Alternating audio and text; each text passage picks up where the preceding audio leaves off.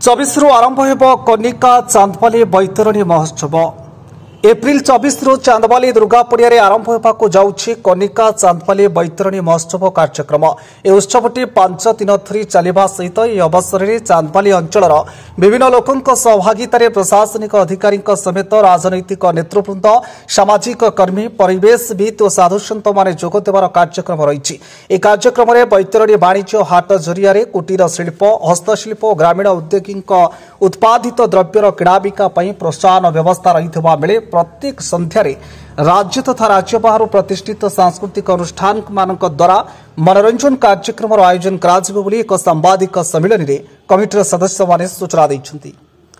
आपण समस्ते जानी बैतरणी पुण्यतराय बैतरणी नदी ओडिशार द्वितीय गंगा एवं ये स्रोतस्विनी यार जल पवित्र धार्मिक, सांस्कृतिक, अर्थनैतिक, सामाजिक दृष्टिकोण बैतरणी नदी बहुत गुरुत्व बहन करे।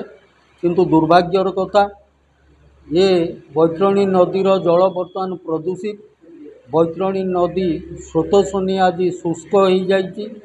विभिन्न कलकारखाना इंडस्ट्रीज माने सबू ये नदी जल को शोषी नौचंती। फल आज बैतरणी नदी आगामी दिन रे मरुभूमि होबार संभावना सृष्टि होती।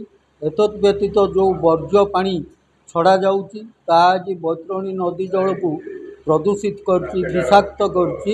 एवं ए बैतरणी महोत्सव जो उद्यम करा जाइछि एथिरे कनिका एवं चांदबाली अंचल बुद्धिजीवी, समाजसेवी, विभिन्न राजनैतिक दलर नेतृवृंद, छात्र, श्रमिक, कृषक एवं महिला माने समस्ते एकजुट होइकि यार आयोजन करुचंती। उद्देश्य रोची जे बैतरणी नदी जल को किमिति प्रदूषण मुक्त करिहेबो एवं आमर डिमांड रोची सरकार पाखरे जे एई नदी को पुनर्खनन करा जाई आकु पुनर्बार स्रोतस्विनी रे परिणत करिबा। सेही उद्देश्य नहीं कि आगामी एप्रिल 24 रु 28 4 दिन धरी ए दुर्गा पड़िया रे बैतरणी महोत्सव अनुष्ठित होब।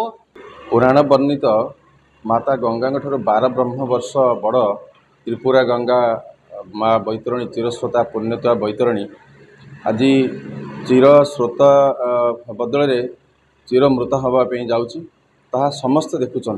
बैतरणी आरड़ी परे परे गनासिका पर्यंत प्राय मृत हो गला एवं यही जो 5टी जिलार मयूरभंज, केउझर, जाजपुर, केन्द्रापड़ा, भद्रक 5टी जिलार जीवन रेखा कहुआ बैतरणी बर्तमान जो अवस्था मरुभूमि पलटुची ता समस्त को व्यथित करिछि। चाषीर आखिरी लुह, चाष बंद हो बसला। पानी माफिया माने बैतरणी को शोषण करी पानी को आउ रखी ना विषाक्त अवस्था जी पानी अच्छी विषाक्त अवस्था अच्छी। तेणु बैतरणी जदि खनन न हुए, बैतरणी पुनरुद्धार न हुए ताहले जो बेसिन एरिया जो उपकूल अंचल बैतरणी दुई पक्षरे ये निश्चित भाव भयंकर भाव क्षतिग्रस्त हम। वाणिज्य, शिक्षा ठू आरंभ कर स्वास्थ्य अनेक कथा घटब। विशेषकर पानीर सांद्रता, लवण सांद्रता, टोटाल जो धातव द्रव्यण सांद्रता बढ़ी जाऊँ ताहा गोटे सबुठ बड़ चिंतार विषय होची। प्रत्येक गाँव में यही जो नदी कूल प्रत्येक गाँव में देखिए किडनी, लिभर, सिरोसिस रोग में बर्तमान लोक पीड़ित है और यह हृदयंगम कर पुनर्बार बैतरणी को स्वतस्विनी करने, पुनर्बार जीवन्यास दवापाई प्रथमे केन्द्रापड़ा, भद्रकर, कनिका और चांदबाली अंचल समाजसेवी, बुद्धिजीवी, शिक्षाविद ये समस्ते एकत्रित हेले, परिवेशविद एकत्रित हेले। 14 मसीह बैतरणी बंचा आंदोलन आरंभ है एवं लोकों भितर ये जो सचेतनता सृष्टि करने बैतरणी सुरक्षा बालीजात्रा द्वितीय बालीजात्रा रूप देवाई बैतरणी महोत्सव आरंभ होती। अंचल सांस्कृतिक, ऐतिहासिक ये समस्त प्रकार कार्यक्रम करा जिवो।